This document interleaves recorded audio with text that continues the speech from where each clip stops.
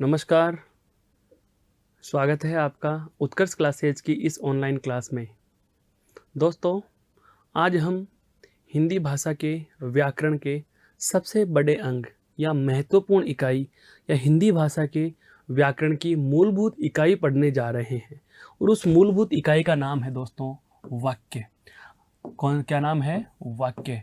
अर्थात मैं कहूँ आज हमारा जो चर्चा का बिंदु है वह कौन सा है दोस्तों? वाक्य। इससे जुड़े कौन कौन से तथ्य आपको सदैव याद रखने हैं? तो देखो, सबसे पहली बात, यह भाषा का सबसे बड़ा अंग होता है। यह भाषा का सबसे बड़ा अंग होता है। प्रश्न आता है बहुत बार, जैसे हमने पूर्व की कक्षाओं में भी चर्चा की थी, वर्ण, शब्द और वाक्य। वर्ण, शब्द और वाक्य, भाषा के जो 3 अंग हैं, इनमें जो सबसे छोटा कौन सा है? वर्ण। और सबसे बड़ा कौन सा है? वाक्य। लेकिन पूछा जाए कि अर्थ के आधार पर सबसे छोटा कौन है, तो अर्थ के आधार पर होता है क्या? शब्द। ठीक उसी प्रकार भाव या भावार्थ के आधार पर अगर आपसे पूछ लिया जाए कि भाव या भावार्थ के आधार पर भाषा की सबसे छोटी इकाई या सबसे छोटा अंग कौन सा होगा, तो दोस्तों उसका जवाब सदैव क्या होगा? वाक्य। कहने का मतलब यह हुआ कि इस वाक्य से संबंधित दूसरा महत्वपूर्ण कथन जो आपको सदैव याद रखना है, क्या? भाव या भावार्थ के आधार पर, भाव या भावार्थ के आधार पर भाषा का सबसे छोटा अंग। क्योंकि भाव या भावार्थ की बात करें तो देखो, वर्ण का तो अर्थ ही नहीं होता, वर्ण का तो अर्थ ही नहीं होता, शब्द का केवल अर्थ होता है, भावार्थ नहीं होता।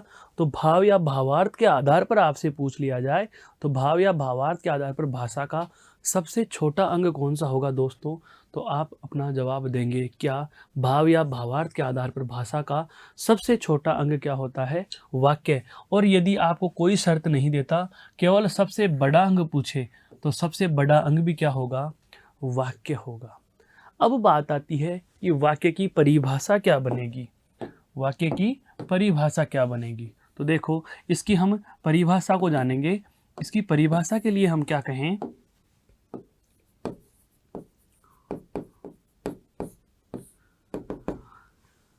भाषा के 3 अंग हैं दोस्तों, कौन कौन से? वर्ण हैं, शब्द और वाक्य।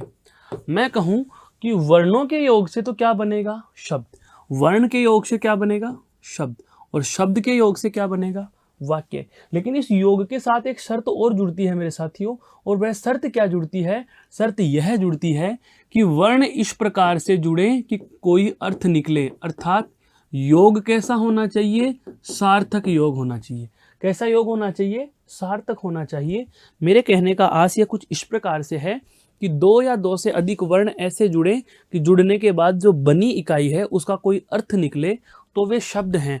ठीक उसी प्रकार से आपको ध्यान रखना है कि शब्दों का इस प्रकार से योग जो भी अपना अर्थ देगा, तो वहां पर वह क्या कहलाएगा? वाक्य कहलाएगा। अर्थात वाक्य की परिभाषा के संदर्भ में 2 कथन परीक्षाओं में सदैव पूछे जाते हैं। क्या है वो? एक तो यह है कि वाक्य की परिभाषा के संबंध में संगत कथन का चयन कीजिए, और विकल्प क्या देता है दोस्तों? सार्थक शब्दों का योग वाक्य कहलाता है। सार्थक शब्दों का योग वाक्य कहलाता है। सार्थक शब्दों का योग वाक्य कहलाता है। एक तो यह विकल्प दे देता है, और एक देता है क्या?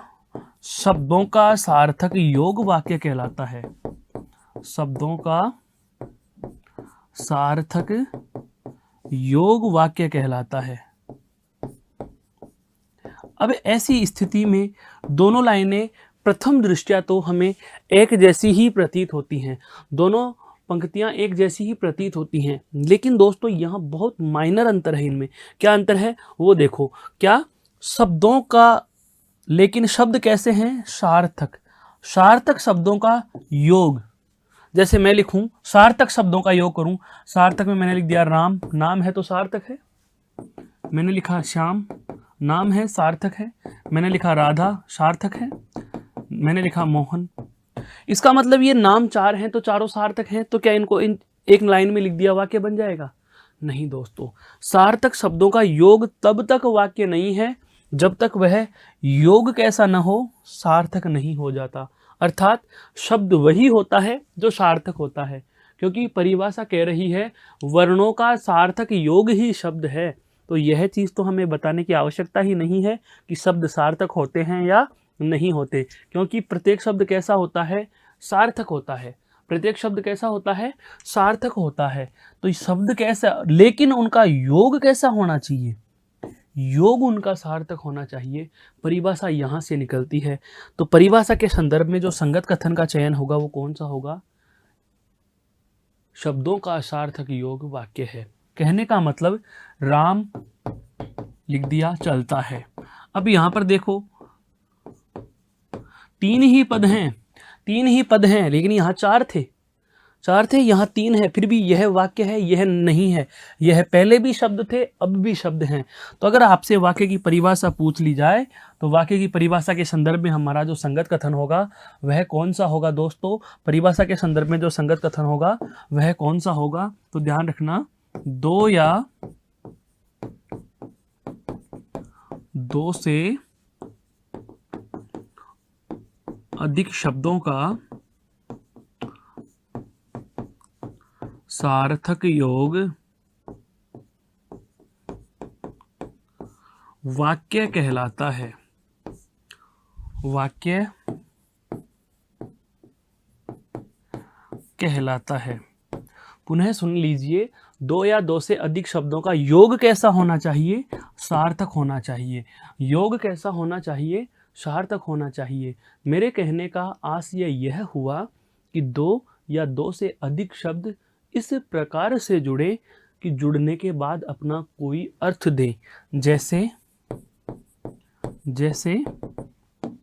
राधा भोजन बनाती है, राधा भोजन बनाती है, अर्थात राधा नाम की कोई लड़की है या बालिका है या महिला है जो कौन सा काम कर रही है? भोजन बनाने का काम कर रही है। दिए गए वाक्य में हम देख पा रहे हैं कि राधा भोजन बनाती और है। ये 4 पद दिए गए हैं। क्या दिए गए हैं दोस्तों? पद दिए गए हैं। पद क्या होता है यह भी जान लीजिए। हालांकि हमने पूर्व कक्षाओं में इस बारे में चर्चा कर ली। एक तो होता है शब्द और एक होता है पद। अगर मैं लिखूं केवल राधा तो यह राधा शब्द होगा। राधा क्या होगा? शब्द होगा। लेकिन यहाँ पर यह राधा क्या है? पद है। कहने का मतलब यह हुआ, पद का शाब्दिक अर्थ होता है पैर। पद का शाब्दिक अर्थ क्या होता है दोस्तों? पैर होता है। पैर काम किसके करते हैं? चलने के। तो जब तक कोई शब्द अकेला है तब तक तो वह शब्द है, लेकिन किसी शब्द को यदि वाक्य में लिख दिया गया तो वाक्य के अन्य पदों के साथ इसका व्याकरणिक संबंध बन जाता है। वाक्य में इसका एक अपना स्थान निर्धारित हो जाता है। इस वजह से इसे शब्द नहीं बल्कि क्या कहते हैं? पद कहने लग जाते हैं। पद का मतलब क्या हो गया? तो पद के संदर्भ में आप एक कथन याद रख सकते हो और वह कथन कुछ इस प्रकार से होगा। क्या? वाक्य में प्रयुक्त शब्द पद कहलाते हैं। वाक्य में प्रयुक्त शब्द क्या कहलाते हैं दोस्तों? पद कहलाते हैं। क्या कहलाते हैं? पद कहलाते हैं। वाक्य में प्रयुक्त शब्द पद कहलाते हैं। यह एक पद शब्द की परिभाषा दे दी कि मैं बार बार बोलूँगा वाक्य के संदर्भ में पदों का नाम। तो पद क्या होता है आपको पता होना चाहिए। तो इस स्लाइड पर हमारी बहुत सारी महत्वपूर्ण बातें आ गई और वह महत्वपूर्ण बातें क्या आई, एक बार हम पुनः प्रकाश डालना चाहेंगे। तो सबसे पहली बात हमने जानी क्या कि वाक्य क्या होता है? भाषा का सबसे बड़ा अंग होता है। वाक्य क्या होता है दोस्तों? भाषा का सबसे बड़ा अंग होता है। इसके बाद हमें पता चला कि वर्ण, शब्द और वाक्य जो 3 अंग हैं, इन तीनों में सबसे बड़ा पूछे तो हमारा क्या आएगा? वाक्य आएगा। क्या आएगा? वाक्य आएगा। उसके बाद एक महत्वपूर्ण बात हमें पता चली कि वाक्य भाव या भाव अर्थ के आधार पर भाषा की सबसे छोटी इकाई भी होती है तो वैसे सबसे बड़ा अंग। अगर आपसे पूछे भाषा की मूलभूत इकाई, भाषा की मूलभूत इकाई, तो भी आप क्या कहोगे? वाक्य ही कहोगे। भाषा की मूलभूत इकाई पूछी जाती है तो भी क्या होगा? वाक्य होगा। इस बोर्ड पर से, इस स्लाइड पर से हमारे दो प्रश्न महत्वपूर्ण बनते हैं। एक तो मूलभूत इकाई का और एक भाषा का भाव या भाषा भावार्थ के आधार पर सबसे छोटा अंग क्या है, क्योंकि सबसे बड़ा अंग वाक्य है, यह सभी को पता होता है। परिभाषा की हम बात करें तो दो या दो से अधिक शब्दों का कैसा योग होना चाहिए? सार्थक योग होना चाहिए। इस सार्थक योग को ही हम क्या कहते हैं? वाक्य कहते हैं दोस्तों। क्या कहते हैं? वाक्य कहते हैं। तो आशा करता हूँ यह जो परिचयात्मक जानकारी वाक्य की मैंने आपके समक्ष रखी, यह आपके समझ में आई होगी। एक बार आप इसे देख लीजिए, फिर हम आगे बढ़ते हैं।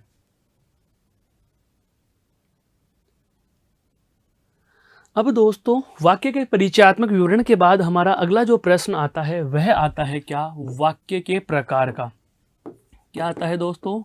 वाक्य के प्रकार। और सीधे ही आपको प्रकार नहीं बताने होते हैं। ऐसे ही वाक्य के प्रकार के लिए अगर आपसे प्रश्न पूछा जाएगा तो आधार देगा, बेस के आधार पर पूछेगा, किस आधार पर कितने प्रकार हैं। समझ में आया? तो जैसे सबसे पहले हम बांटेंगे क्या?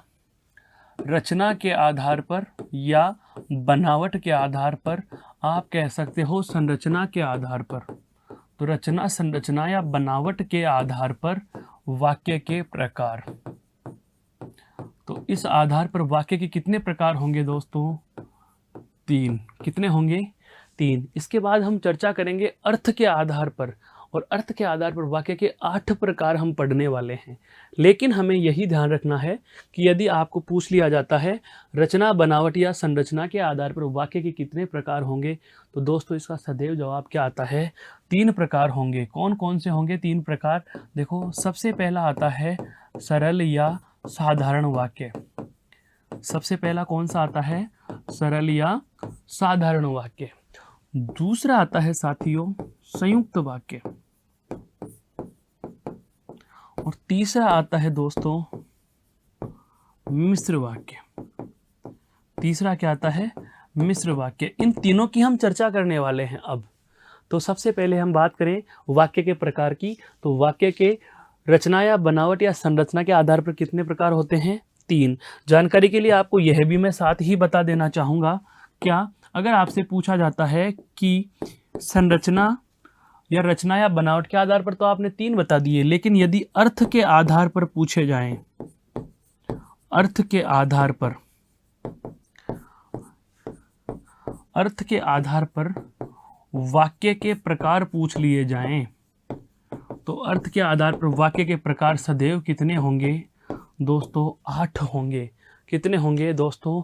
8 प्रकार होते हैं, जिनकी हम चर्चा बाद में करेंगे। पहले हमारी जो चर्चा का विषय है यह कौन से हैं? साधारण, संयुक्त और मिश्र वाक्य को हम चर्चा में लेना चाहेंगे। तो हम बात करते हैं अब वाक्य के प्रकारों की। तो सबसे पहले वाक्य के प्रकारों में हम चर्चा करेंगे आपके साधारण वाक्य की। किसकी चर्चा करेंगे दोस्तों? साधारण वाक्य की चर्चा करेंगे। देखो, साधारण वाक्य क्या होता है? सरल कह दो या साधारण कह दो। सरल या साधारण वाक्य। सरल या साधारण वाक्य क्या होता है? तो ध्यान दीजिए, वह वाक्य जिसमें एक उद्देश्य तथा एक ही विधेय हो। वह वाक्य जिसमें एक उद्देश्य तथा एक ही विधेय हो, उसे सरल वाक्य कहते हैं। उसे क्या कहते हैं साथियों? सरल वाक्य कहते हैं। मेरे कहने का आशय आप पुनः सुनिए। इस परिभाषा में 2 नई चीजें हमारे समक्ष उपस्थित हो गई। क्या? कि उद्देश्य क्या होता है और विधेय क्या होता है। यदि हमें यह पता चल जाए तो हम गिन लेंगे कि एक है या एक से ज़्यादा हैं। तो पहले इस परिभाषा से हम जानना चाहेंगे कि उद्देश्य क्या चीज़ है और विधेय क्या चीज़ है। इन दोनों को समझने के लिए हम त्रिभाषा शब्द सूत्र पे जाते हैं। आपने बहुत बार देखा सुना है कि वाक्य में हमें कर्ता, कर्म और क्रिया मिलते हैं। वाक्य में हमें 3 चीजें मिलती हैं, एक कर्ता मिलता है, एक कर्म मिलता है और एक क्या मिलती है दोस्तों, क्रिया मिलती है। क्या मिलती है? क्रिया मिलती है। तो जो वाक्य का कर्ता होता है साथियों, इस कर्ता को क्या कहा जाता है? उद्देश्य कहा जाता है। क्या कहा जाता है? उद्देश्य कहा जाता है। कहने का मतलब यह हुआ कि वाक्य में प्रयुक्त कर्ता ही वाक्य का उद्देश्य होता है और उद्देश्य के बारे में जो कोई बात कही जाती है वह विधेय कहलाती है। वह क्या कहलाती है? विधेय कहलाती है। तो उद्देश्य के बारे में क्या कहा जाएगा? कर्म और क्रिया। तो अर्थात ये दोनों के दोनों किस में गिने जाएंगे? विधेय में गिने जाएंगे। किस में गिने जाएंगे दोस्तों? विधेय में गिने जाएंगे। उदाहरण समझो, मैंने लिखा राम पुस्तक पढ़ता है। मैंने लिखा राम पुस्तक पढ़ता है। दोस्तों पढ़ना तो क्या है? उसकी क्रिया। पढ़ना तो क्या है? उसकी क्रिया है। पुस्तक क्या है यहाँ पर? कर्म। पुस्तक क्या है यहाँ पर? कर्म। राम क्या है वाक्य का? कर्ता। अब सुनना, मैंने क्या कहा? वाक्य का कर्ता ही क्या होता है? उद्देश्य। अर्थात आप कह सकते हो कि राम ही क्या है? उद्देश्य। अब इस राम के बारे में क्या कहा गया? राम के बारे में यह कहा गया है कि यह पुस्तक पढ़ता है। क्या कहा गया? यह पुस्तक पढ़ता है। तो जो उद्देश्य के बारे में कथन कहा जाता है उसे ही क्या कहा जाएगा? विधेय कहा जाएगा। क्या कहा जाएगा? विधेय कहा जाएगा। यहां तक समझ में आई दोस्तों बात? अब इसी में एक लाइन और समझो।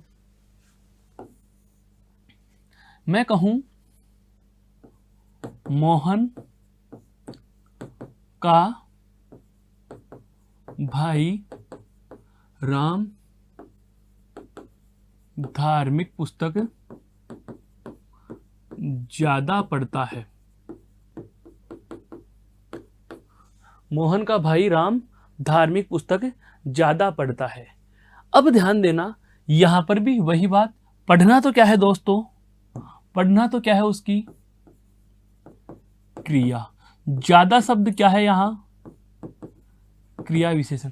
ये सारी बातें हम पढ़ चुके हैं, बस इनको एक वाक्य में बांध दिया दोस्तों। है क्या पढ़ता है? पुस्तक। तो आप कह दोगे कर्म।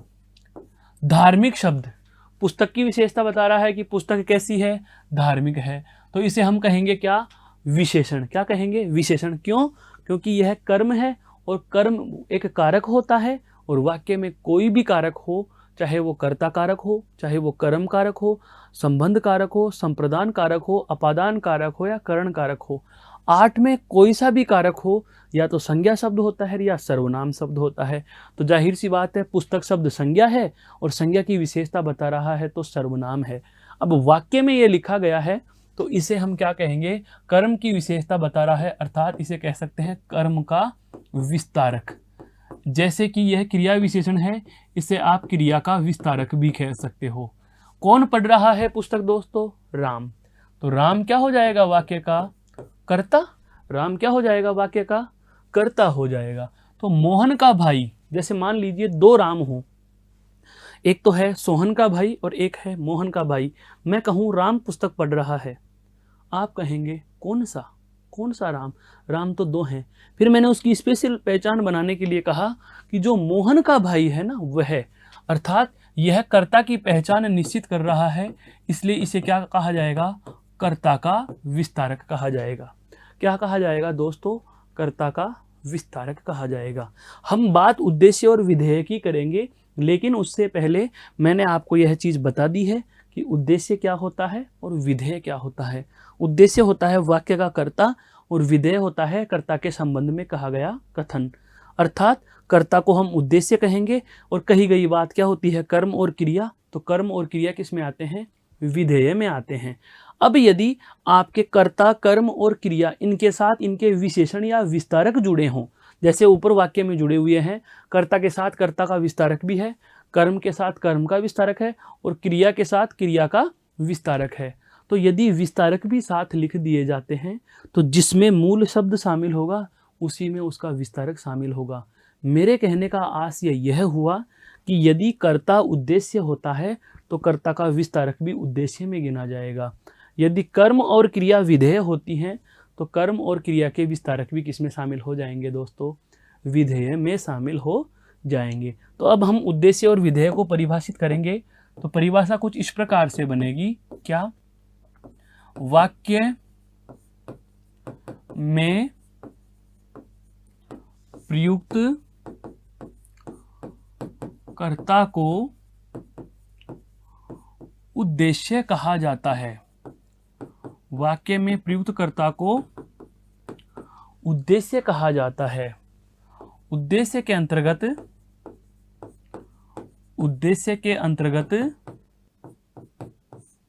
कर्ता व कर्ता का विस्तारक शामिल किया जाता है। कर्ता व कर्ता का विस्तारक शामिल किया जाता है। महत्वपूर्ण बात बस यही है। उद्देश्य के अंतर्गत कौन कौन आएंगे? कर्ता व कर्ता का विस्तारक शामिल किया जाता है। अब बात आ जाती है विधेय किसे कहा जाए।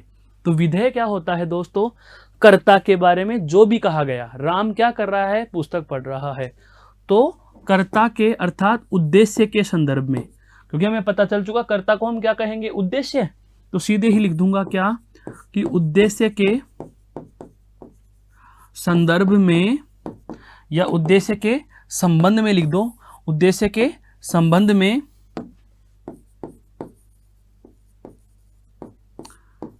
में कहा गया कथन, उद्देश्य के संबंध में कहा गया कथन विधेय कहलाता है। क्या कहलाता है दोस्तों? विधेय कहलाता है। विधेय कहलाता है। इसमें किसमें? विधेय में। इसमें क्रिया प्लस क्रिया का विस्तारक तथा कर्म व कर्म का विस्तारक शामिल किया जाता है। यही तो हमने इतनी देर तक पढ़ा दोस्तों कि कर्ता किसे कहेंगे और कर्म क्रिया क्या होंगी। कर्ता को हम उद्देश्य में गिनेंगे, कर्म और क्रिया को हम किस में गिन देंगे? विधेय में गिन देंगे। कहने का मतलब यह हुआ कि विधेय में कौन कौन सी चीजें आती हैं, यह बातें आपके लिए जानना आवश्यक है। अब हमें पता चल चुका कि उद्देश्य क्या होता है और विधेय क्या होता है। और जब हम उद्देश्य और विधेय ही पहचानना सीख गए तो दोस्तों कहाँ दिक्कत आएगी यह गिनने में कि उद्देश्य एक है या नहीं है, विधेय एक है या नहीं है। तो जो हमारा साधारण वाक्य की परिभाषा कह रही थी क्या कि वह वाक्य जिसमें एक उद्देश्य तथा एक ही विधेय, एक उद्देश्य तथा एक ही विधेय हो, वह सरल या साधारण वाक्य होता है। जैसे हम बात करें उदाहरण की, जैसे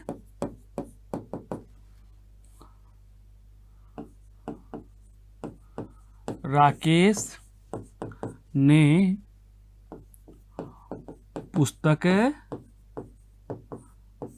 पढ़ी, गीता बाजार जाती है, राधा गाय चराती है। इन सभी वाक्यों में हम देख पा रहे हैं कि वाक्य के कर्ता कौन है? राकेश, गीता और राधा। इन तीनों को मैं एक साथ ये कह सकता हूं कि नहीं कि ये क्या है? उद्देश्य। और इनके बारे में जो कथन कहा गया है, इनके बारे में जो कथन कहा गया है दोस्तों, वह क्या कहलाएगा? विधेय कहलाएगा। यह क्या कहलाएगा? विधेय कहलाएगा। अर्थात बची हुई लाइन क्या कहलाएगी, विधेय कहलाएगी। अब उद्देश्य भी कितना है, एक एक है, सभी में देखो एक एक उद्देश्य है, और विधेय भी कितने हैं, एक एक, अर्थात समस्त क्या है यहाँ पर, समस्त साधारण वाक्य हैं। समस्त क्या है, साधारण वाक्य हैं। अर्थात साधारण वाक्य यह कह रहा है कि यदि वाक्य में एक उद्देश्य और एक ही विधेय हो तो उसे साधारण वाक्य कहते हैं। उसे क्या कहते हैं दोस्तों, साधारण वाक्य कहते हैं। समझ में आ गई बात। इस स्लाइड को एक बार गौर से देख लीजिए, फिर मैं इसी स्लाइड से, इसी लाइन से आपको अगले प्रकार पर ले चलूंगा।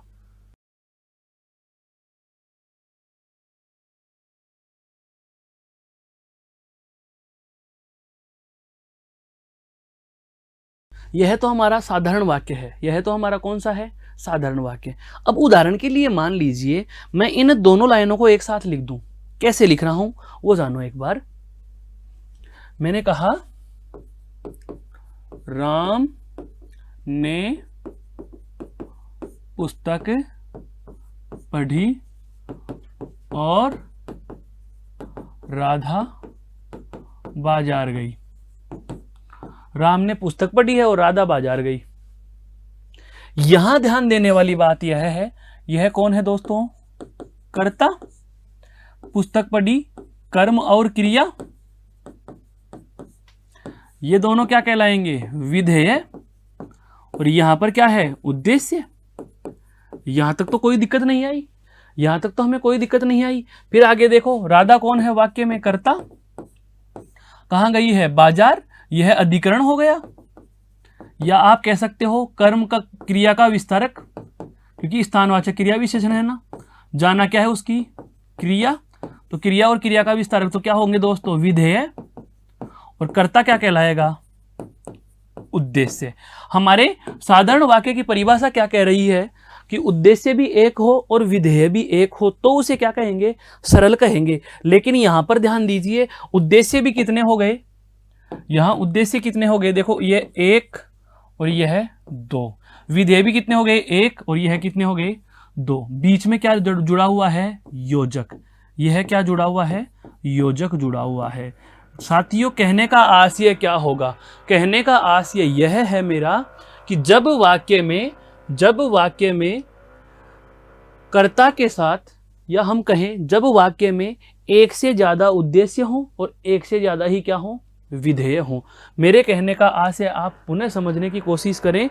सरल या साधारण वाक्य में हमने जाना था, सरल या साधारण वाक्य में हमने यह जाना कि एक उद्देश्य और एक ही विधेय है तो वाक्य साधारण वाक्य है। लेकिन यहां पर देखिए, अब हमारे वाक्य में उद्देश्य भी कितने हो गए, एक, और एक दो। विधेय भी कितने हो गए, दो।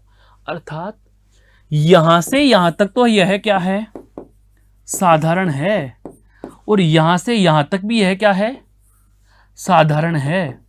लेकिन दोनों साधारण वाक्य एक लाइन में लिख दिए तो अब इसको साधारण थोड़ी कहेंगे। तो दोस्तों, यह है हमारे वाक्य का दूसरा प्रकार। कौन सा, संयुक्त वाक्य। समझने की कोशिश करिए।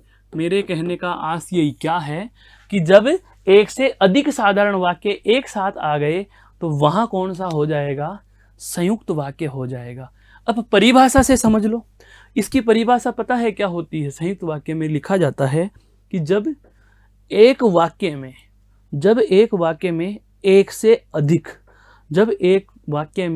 से अधिक साधारण व स्वतंत्र उपवाक्य हों और वे किसी योजक से जुड़े हों। लिख रहा हूं परिभाषा को कि जब वाक्य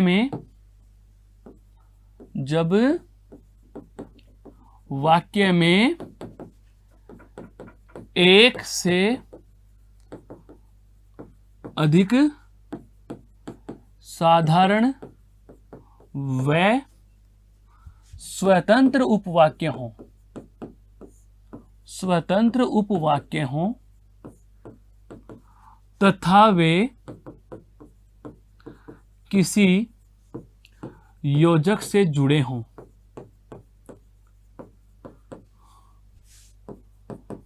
तो वहां जुड़े हुए हैं, जाहिर सी बात है, संयुक्त का मतलब ही क्या होता है, जुड़ा होना, तो वहां संयुक्त वाक्य होगा, तो वहां संयुक्त वाक्य होगा। मेरे कहने का आशय यह हुआ, इस लाइन को समझते हुए यहां हम इसका देखो विवरण प्रस्तुत करते हैं, विवेचन करते हैं। जब वाक्य में एक से अधिक, चीजें समझना दोस्तों क्या लिखी हुई है, एक से अधिक, देखो यहां से लेकर यहां तक पूरी की पूरी लाइन वाक्य है, यहां से लेकर के यहां तक ये पूरी लाइन क्या है, एक वाक्य है। लेकिन यह कह दूं मैं कि इस वाक्य का यह एक छोटा भाग है, अर्थात इस पूरे वाक्य को मैंने दो भागों में बांट दिया, तो पूरी की पूरी लाइन तो क्या कहलाती है दोस्तों, वाक्य कहलाती है। लेकिन वाक्य का ठीक छोटा भाग क्या कहलाता है, तो ध्यान रखना दोस्तों, यह उपवाक्य होता है, अर्थात वाक्य का आधा भाग यह उपवाक्य हो गया और यह भी उपवाक्य हो गया। दोनों बातें समझ में आई। अब इसमें और आगे बढ़ो, क्या कहा, एक से अधिक साधारण, देखो यह भी हमें साधारण मिला था और यह भी हमें साधारण मिला था। एक से अधिक साधारण व स्वतंत्र उपवाक्य हो, यह वाली चीज बहुत महत्वपूर्ण है।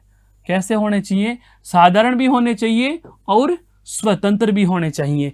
उपवाक्य का मतलब आधा टुकड़ा उपवाक्य है, आधा टुकड़ा उपवाक्य है, और दोनों के दोनों उपवाक्य कैसे हो, साधारण भी हो और स्वतंत्र भी हो। साधारण तो है, पता चल गया, क्योंकि उद्देश्य और विधेय मिल रहा है, उद्देश्य और विधेय मिल रहा है, तो साधारण तो है। स्वतंत्र भी होना चाहिए। स्वतंत्र से आशय यह है कि आप इस लाइन को मिटा देंगे। मान लीजिए मैंने इस लाइन को थोड़ी देर के लिए ये लो जी मिटा दिया, वाक्य का आधा भाग में थोड़ी देर के लिए मान लो मिटा देता हूं। बची हुई लाइन क्या रह गई दोस्तों हमारे पास, बची हुई लाइन क्या रह गई, राधा बाजार गई। वाक्य बन तो रहा है, ये देखो ये साधारण वाक्य है, राधा बाजार गई, राधा उद्देश्य, बाजार गई विधेय, उद्देश्य और विधेय, ये साधारण वाक्य मिल गया। तो जब वाक्य में अब ऐसा एक ही है लेकिन एक से अधिक होना चाहिए, देखो एक से अधिक, यह तो एक ही है, तो अब हमें एक से अधिक चाहिए। अब हमें दोस्तों एक से अधिक चाहिए, तो देखो एक और एक दो हो गए।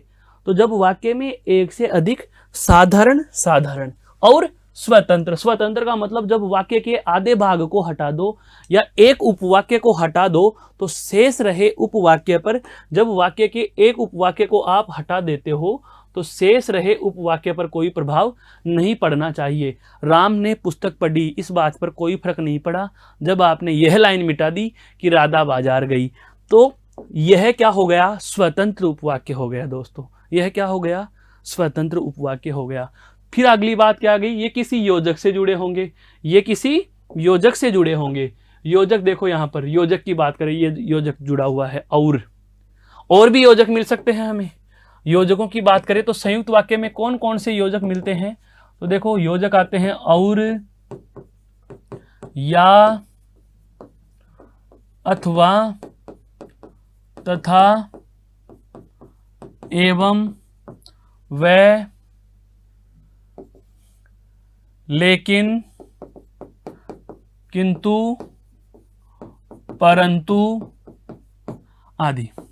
ये इस प्रकार के कोई भी योजक आपको लिखे हुए मिल सकते हैं। इनमें से कोई सा भी आपको योजक लिखा हुआ मिल जाए तो भ्रमित और चिंतित नहीं होना है, सबका मतलब एक ही होगा, सारे के सारे संयुक्त वाक्य के योजक हैं। और एक महत्वपूर्ण जानकारी आपको और दे देता हूं कि जो संयुक्त वाक्य के योजक होते हैं दोस्तों, वे होते हैं संयोजक समुच्चय बोधक अव्यय।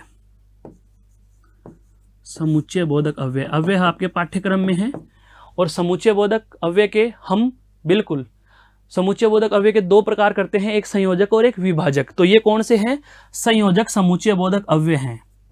जब हम अगला प्रकार पढ़ेंगे मिश्र या मिश्रित वाक्य, तो उसके जो योजक होते हैं वे क्या होंगे, विभाजक समुच्चय बोधक अव्यय। तो ध्यान रखना, एक तो होते हैं संयोजक समुच्चय बोधक अव्यय और एक होते हैं कौन से, विभाजक समुच्चय बोधक अव्यय। विभाजक समुच्चय बोधक अव्यय। तो आपको यह भी ध्यान रखना है कि क्रमशः संयुक्त और मिश्र वाक्य के जो योजक शब्द होते हैं वही आपके समुच्चय बोधक अव्यय होते हैं। संयुक्त वाक्य और मिश्र वाक्य के जो योजक होंगे उन्हीं को इन दो प्रकारों में हम समाहित कर लेते हैं। कहने का मतलब यह हुआ दोस्तों कि जब आपके समक्ष दो साधारण वाक्य या मैं कह दूं एक से अधिक साधारण वाक्य एक ही लाइन में लिख दिए जाएं और उनके बीच में कोई योजक शब्द लगा के उन्हें जोड़ दिया जाए और दोनों तरफ स्वतंत्र और साधारण उपवाक्य मिले, तो उसे आप क्या कह दोगे? संयुक्त वाक्य कह दोगे दोस्तों। क्या कह दोगे? संयुक्त वाक्य कह दोगे दोस्तों। अब हम चलते हैं संयुक्त वाक्य के बाद वाक्य का तीसरा और अंतिम महत्वपूर्ण प्रकार कौन सा? मिश्र वाक्य।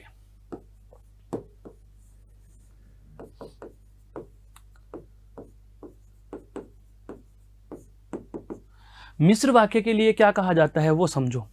जब किसी वाक्य में आधा उपवाक्य, तो उपवाक्य आपके समझ में आया, अभी अभी बताया था, ये रहा उपवाक्य। पूरी की पूरी लाइन तो क्या कहलाती है दोस्तों? वाक्य कहलाती है। पूरी की पूरी लाइन तो क्या कहलाती है? वाक्य कहलाती है। तो वाक्य का आधा भाग क्या होता है? उपवाक्य। फिर आधा भाग क्या होता है? उपवाक्य। फिर आधा भाग क्या होगा? उपवाक्य। तो जो मिश्र वाक्य होते हैं उसमें क्या होता है, जैसे एक उपवाक्य यहां पर आया, फिर एक उपवाक्य आ गया, फिर एक उपवाक्य आ गया, तो जो ये उपवाक्य होते हैं इनमें एक तो क्या हो दोस्तों? प्रधान हो। एक तो क्या हो? प्रधान उपवाक्य हो। और बाकी सभी क्या होते हैं दोस्तों? आश्रित।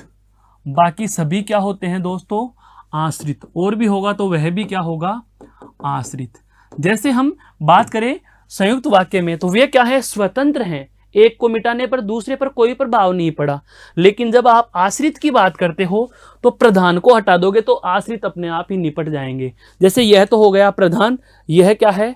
आश्रित। यह क्या है? आश्रित। अब मैं प्रधान को हटाऊंगा तो ये चीजें नीचे गिरेंगी। आश्रित को हटा दो, इस प्रधान पर कोई असर नहीं पड़ रहा। तो मिश्र वाक्य क्या होगा कि जब वाक्य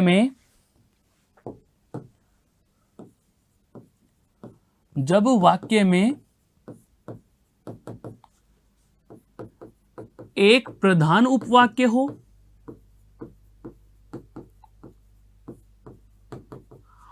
और शेष अन्य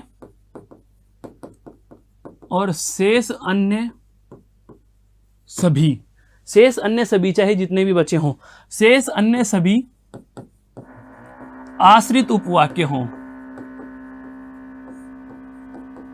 शेष अन्य सभी क्या हों? आश्रित उपवाक्य हों। पूरी लाइन पुनः बोल देता हूं। जब वाक्य में एक प्रधान उपवाक्य हो और शेष अन्य सभी आश्रित उपवाक्य हों, वहां मिश्र वाक्य होता है। वहां कौन सा होता है दोस्तों? मिश्र वाक्य होता है। वहां कौन सा होता है? मिश्र वाक्य होता है। वहां कौन सा होता है साथियों? मिश्र वाक्य होता है। यह उदाहरण भी दिया मैंने। अब बात करते हैं वाक्य लिख करके। जैसे गांधी जी ने कहा है, जैसे गांधी जी ने कहा कि सदा सत्य बोलो। गांधी जी ने कहा कि सदा सत्य बोलो। यहां पर ध्यान देना इस बात का, ने कहा, ये तो क्या है? कहना तो क्रिया। कहने का काम किसने किया दोस्तों? गांधी जी ने। तो गांधी जी क्या हो गए? कर्ता। क्रिया यानी विधेय। क्रिया क्या है दोस्तों? विधेय है। और कर्ता कौन है? उद्देश्य। कर्ता क्या हो गया? उद्देश्य। तो उद्देश्य और विधेय आपको मिल रहे हैं तो आप इसे तो साधारण वाक्य कह दोगे। लेकिन अब बात करें, यहां पर लिखा हुआ है कि और उसके आगे है सदा सत्य बोलो। यहां किसी कर्ता का या क्रिया का पता चल रहा है कि कर्ता कौन है? नहीं पता चल रहा। इसका मतलब यह तो क्या है? प्रधान उपवाक्य। यह तो क्या है दोस्तों? प्रधान उपवाक्य। और यह क्या है साथियों? आश्रित उपवाक्य। यह क्या है? आश्रित उपवाक्य। मेरे कहने का आशय यही हुआ, बहुत सरल है ये। मेरे कहने का आशय यही हुआ कि जब वाक्य में एक तो प्रधान उपवाक्य हो और बाकी अन्य सभी क्या हो? आश्रित उपवाक्य हो, तो ऐसी स्थिति में हम क्या कहते हैं? ऐसी स्थिति को हम मिश्र या मिश्रित वाक्य कहते हैं। ऐसी स्थिति को हम क्या कहेंगे? मिश्र या मिश्रित वाक्य कह देंगे। मेरे कहने का आशय यही हुआ। एक से अधिक हो सकते हैं आश्रित। जैसे हम इसमें और जोड़ेंगे, सदा सत्य बोलो, हिंसा मत करो,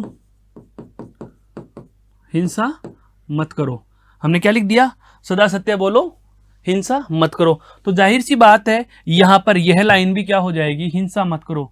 यह भी क्या हो जाएगी दोस्तों? आश्रित उपवाक्य। कहने का आशय पूरा है, सुनना पूरा, कि जब वाक्य में एक तो हो गया प्रधान उपवाक्य और बाकी सारे क्या हो? आश्रित उपवाक्य। इनको क्या कहेंगे? मिश्र वाक्य। और ध्यान रहे मिश्र वाक्य भी योजक से जुड़ते हैं। यहां भी यह क्या है दोस्तों? योजक शब्द है। यह क्या है? योजक। तो मिश्र वाक्य के जो योजक होते हैं वो कौन कौन से होते हैं, उनकी चर्चा हम अब करेंगे। एक बार इस स्लाइड को आप गौर से देख लीजिए।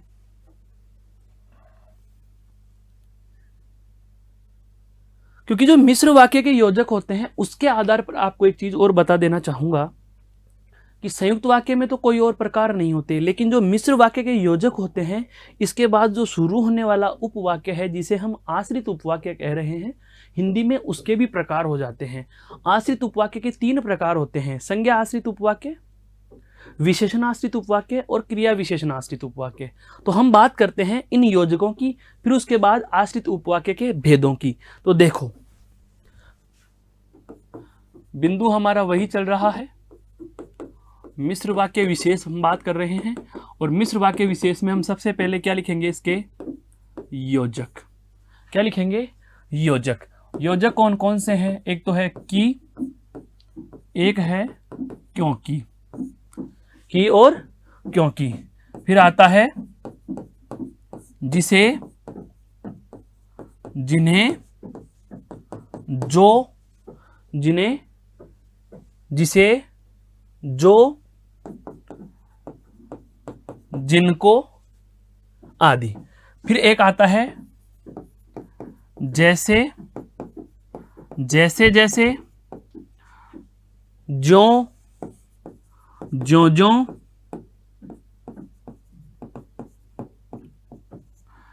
त्यों त्यों त्यों, जैसे ही वैसे ही, है, जिसका, जिसकी, जिसके।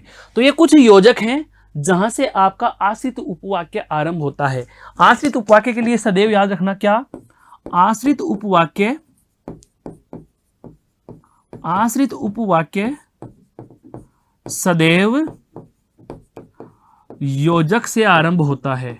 किससे आरंभ होता है दोस्तों? योजक से आरंभ होता है। यह लाइन मैंने क्या कही, इसको इस तरीके से देखो। योजक क्या लिखा हुआ है? की। तो की से आरंभ हो रहा है, यह आश्रित है। तो कहने का मतलब क्या हुआ? आश्रित उपवाक्य योजक से आरंभ होता है और इसके 3 भेद होते हैं। इसके कितने भेद हैं? 3 भेद हैं। इसके 3 भेद हैं। और 3 भेद कौन कौन से? सबसे पहला होता है क्या? संज्ञा आश्रित उपवाक्य। दूसरा होता है आपका विशेषण आश्रित उपवाक्य, विशेषण आश्रित उपवाक्य। और तीसरा होता है दोस्तों क्रिया विशेषण आश्रित उपवाक्य। तीसरा क्या होता है? क्रिया विशेषण आश्रित उपवाक्य। पता कैसे लगाएंगे?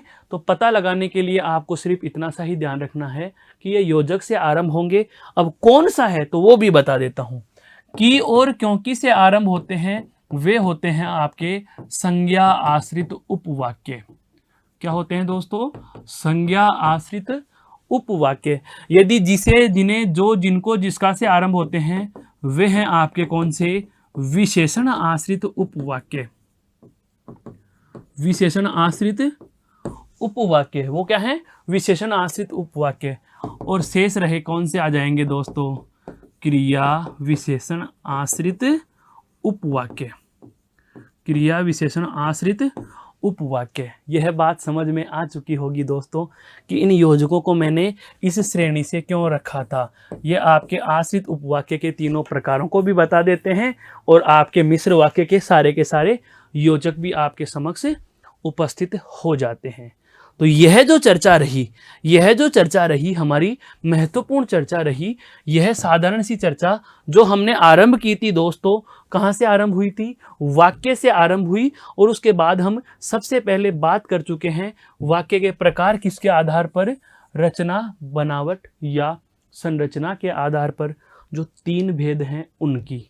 अब हमारा महत्वपूर्ण बिंदु शुरू होता है, जो केवल संख्या ज्यादा है लेकिन बहुत ही सरल और बहुत ही छोटे से हैं, जिन्हें हम अर्थ के आधार पर वाक्य के भेद नाम से पढ़ते हैं। आपको अर्थ के आधार पर जो वाक्य के भेद हैं उनका भी पता होना चाहिए। तो दूसरी हेडिंग डाल दीजिए, वाक्य का दूसरा आधार, अर्थात वाक्य के प्रकार हम पढ़ रहे हैं। और वाक्य के प्रकार में अब दूसरा आधार हम ले रहे हैं, वह कौन सा है दोस्तों? वह है अर्थ के आधार पर वाक्य के भेद। अर्थ के आधार पर वाक्य के भेद। अर्थ के आधार पर वाक्य के भेद। और अर्थ के आधार पर वाक्य के भेद, जैसा कि मैंने अभी अभी आपको बताया, कितने होते हैं दोस्तों? 8 होते हैं। कितने होते हैं? 8। संख्या ही ज्यादा है। 8 के 8 प्रकार 8 लाइनों के हैं। कैसे हैं? देखो, सबसे पहला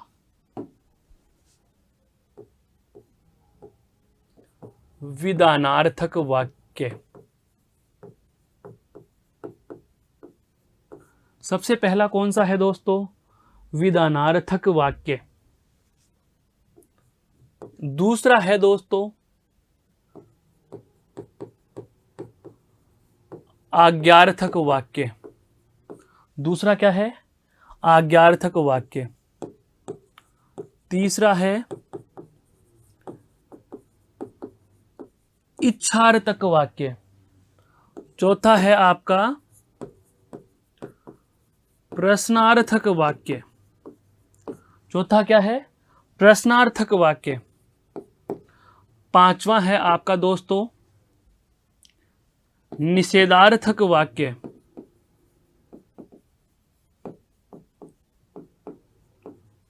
बिल्कुल, इनको हम एक एक लाइन में शॉर्ट रूप में, छोटे रूप में इनको परिभाषित भी करेंगे और इसके साथ साथ हम इनके उदाहरण पर भी चर्चा करेंगे।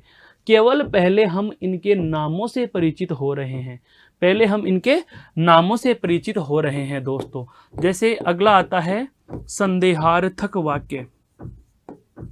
संदेहार्थक वाक्य। फिर आता है दोस्तों आपका संकेतार्थक वाक्य। संकेतार्थक वाक्य। और अंतिम आता है आपका विस्मयार्थक या विस्मय बोधक वाक्य। विस्मयार्थक वाक्य। अब ये क्या करते हैं, क्या होते हैं, हम इनको जानते हैं।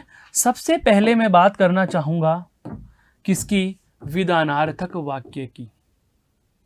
तो विधानार्थक वाक्य क्या होता है? इनके नाम से भी पता चल रहा है। देखो, आज्ञा अर्थक, इच्छा अर्थक है। यहां पर तो क्या है दोस्तों? विधान। यहां पर क्या है दोस्तों? आज्ञा। अगले में क्या है दोस्तों? इच्छा। फिर उसके बाद में क्या है? प्रश्न। क्या है दोस्तों? प्रश्न। फिर उसके बाद में क्या है? निषेध। फिर क्या है? निषेध। फिर क्या है? संदेह। क्या है? संदेह। उसके बाद में क्या है दोस्तों? संकेत। क्या है? संकेत। और यहां पर क्या है? विस्मय। क्या है दोस्तों? विस्मय। कहने का मतलब यह हुआ कि हमें वाक्यों में, जैसे आप अंग्रेजी में सुनते हो negative sentence, affirmative sentence, interrogative sentence, exclamatory sentence, वही वाला प्रकार यहां है। अर्थ के आधार पर या भाव के आधार पर हमें वाक्य के 8 भेद पता चलते हैं। तो हम इनकी परिभाषा और एक एक उदाहरण की बात करें तो देखो, विधानार्थक वाक्य विधि का विधान है, होनी को कोई टाल नहीं सकता है। विधि का विधान है। कहने का मतलब यह हुआ कि विधानार्थक वाक्य वह होता है जिसमें कोई काम हो रहा हो। विधानार्थक वाक्य क्या होगा दोस्तों? जिसमें किसी कार्य का होना पाया जाए। ऐसा वाक्य जिसमें किसी कार्य का होना पाया जाए, वह क्या होगा दोस्तों? वह विधानार्थक वाक्य होगा। मैं कहूं राम चलता है। राम कौन सा काम कर रहा है दोस्तों? चलने का काम कर रहा है। तो यह क्या हो जाएगा? विधानार्थक। गीता पुस्तक पढ़ रही है। गीता पुस्तक पढ़ रही है, विधान है। हो रहा है काम। तो क्रिया का होना बताने वाले वाक्य, कार्य का होना बताने वाले वाक्य किस में चले जाएंगे दोस्तों? विधानार्थक में। आज्ञा का क्या होता है देखो, आदेश। आज्ञार्थक में हम क्या लिखेंगे दोस्तों? आज्ञार्थक नाम से पता चल रहा है आज्ञा के अर्थ में, तो इसके परिभाषा के संदर्भ में हम एक लाइन लिख सकते हैं, क्या? आदेश के भाव का बोध कराने वाले वाक्य। आदेश के भाव का बोध कराने वाले वाक्य क्या होते हैं दोस्तों? आज्ञार्थक होते हैं। जैसे हम बात करें आज्ञार्थक वाक्य के उदाहरण की, है दरवाजा बंद कर दीजिए, दरवाजा बंद कर दीजिए, है मुझे दरवाजा बंद कर दीजिए, मुझे समय बता दीजिए, मुझे समय बता दीजिए, दरवाजा बंद कर दीजिए, एक गिलास पानी पिला दीजिए। इस प्रकार के वाक्य क्या होते हैं? इस प्रकार के वाक्य क्या होते हैं दोस्तों? आज्ञार्थक, ऑर्डर्ड वाले सेंटेंस जिसको आप अंग्रेजी में कहते हो। अगले की हम बात करना चाहेंगे, अगले की हम दोस्तों बात करना चाहेंगे। अगला क्या है देखो, इच्छार्थक, मन की इच्छाएं, विश, मन की इच्छाएं। तो इच्छार्थक वाक्य अर्थात इच्छा, हम किसी को यह कह रहे हैं खुश रहो, आशीर्वाद देंगे तो वो भी हमारी इच्छा है। हम किसी को बद्दुआ देंगे कि वह खुश नहीं रहे, यह भी हमारी इच्छा है। तो मन की इच्छा, इसके अलावा दुआ, श्राप आदि के भाव, गाली है, बद्दुआ, बद्दुआ के भाव वाले वाक्य। मन की इच्छाएं हो, दुआ हो, श्राप हो, गाली हो या बद्दुआ के भाव वाले कोई भी वाक्य आए, वो सारे के सारे क्या होंगे? इच्छा बोधक वाक्य। जैसे मैंने लिख दिया खुश रहो, यह क्या है? मेरे मन की इच्छा है, यह मेरे मन की इच्छा हो गई दोस्तों। हम बात करें प्रश्नार्थक वाक्य में, तो प्रश्नार्थक अर्थात इंट्रोगेटिव सेंटेंस है, प्रश्न पूछे जाने का बोध कराने वाले वाक्य। प्रश्न पूछे जाने का बोध कराने वाले वाक्य, प्रश्न पूछे जाने का बोध कराने वाले वाक्य प्रश्नार्थक होते हैं। जैसे आपका, जैसे आपका नाम क्या है, आपका नाम क्या है, जैसे आपका नाम क्या है। अगला आ रहा है आपका नेगेटिव सेंटेंस है, मना करने वाला, निषेधार्थक, मना करने के भाव का बोध कराने वाले वाक्य, मना करने के भाव का बोध कराने वाले वाक्य। जैसे मैं कहूं राम घर पर नहीं है, राम घर पर नहीं है, मना कर दिया मैंने, मना करने के भाव का बोध कराने वाले वाक्य। दोस्तों बहुत सरल है, केवल नाम से ही हमें प्रश्न की या वाक्य की परिभाषा का पता चल रहा है और उसके भाव का पता चल रहा है। संदेह का मतलब क्या होता है? शंका, शंका या संदेह के भाव का बोध कराने वाले वाक्य, शंका या संदेह के भाव का बोध कराने वाले वाक्य, ये क्या हो जाएंगे? संदेहार्थक हो जाएंगे।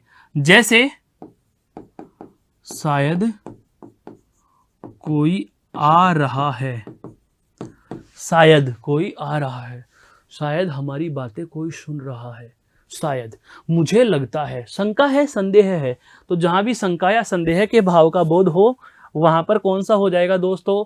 संदेहार्थक हो जाएगा। कौन सा हो जाएगा? संदेहार्थक हो जाएगा। फिर बात करें संकेत, संकेत का भाव में इसमें ध्यान रखना, ये कंडीशनल सेंटेंस होते हैं, अर्थात शर्त के भाव का बोध कराने वाले वाक्य, शर्त के भाव का बोध कराने वाले वाक्य, शर्त के भाव का बोध कराने वाले वाक्य। जैसे हम बात करें, यदि तुम मुझे पैसे दो तो मैं चलूं, यदि तुम मुझे पैसे दो तो मैं चलूं, यदि कृष्ण गाएगा तो ही राधा नाचेगी। कंडीशनल सेंटेंस, अर्थात शर्त के भाव का बोध कराने वाले वाक्य क्या होते हैं? संकेतार्थक। और अंतिम जो है दोस्तों वह क्या है? अचरज है, अचरज, या आप कह सकते हैं आश्चर्य के भाव का बोध कराने वाले वाक्य। कौन से? आश्चर्य के भाव का बोध कराने वाले वाक्य, आश्चर्य के भाव का बोध कराने वाले वाक्य। जैसे हे भगवान अब क्या होगा, है? हे भगवान अब क्या होगा, या अरे यह क्या हो गया, अरे यह क्या हो गया। तो इस प्रकार के जो भी वाक्य होते हैं जो आश्चर्य के भाव का बोध कराते हैं उसे हम क्या कह देंगे दोस्तों? विस्मयार्थक वाक्य कह देंगे। क्या कह देंगे? विस्मयार्थक वाक्य कह देंगे। कहने का मतलब यह हुआ कि जो अर्थ के आधार पर वाक्य के 8 भेद होते हैं, इन 8 भेदों के नाम यदि हमें पता हो तो हम पूरा वाक्य पहचान सकते हैं। विद्यार्थियों के सामने समस्या यह नहीं आती कि वाक्य कैसे पहचाने, विद्यार्थियों के सामने समस्या यह आती है कि उन्हें ये नाम याद नहीं रहते। लेकिन आपको वो नाम याद करने की ज़रूरत भी नहीं है, क्योंकि दोस्तों नाम आपके पेपर में स्वयं विकल्प में दिए हुए होंगे। रिटर्न यदि परीक्षा होती है तो आपको ज़रूर अपने मस्तिष्क पर थोड़ा जोर डालने की आवश्यकता होगी कि अब हमें नाम याद होने चाहिए या नहीं होने चाहिए, अर्थात हमारा नाम क्या होगा या हमारा वाक्य क्या होगा।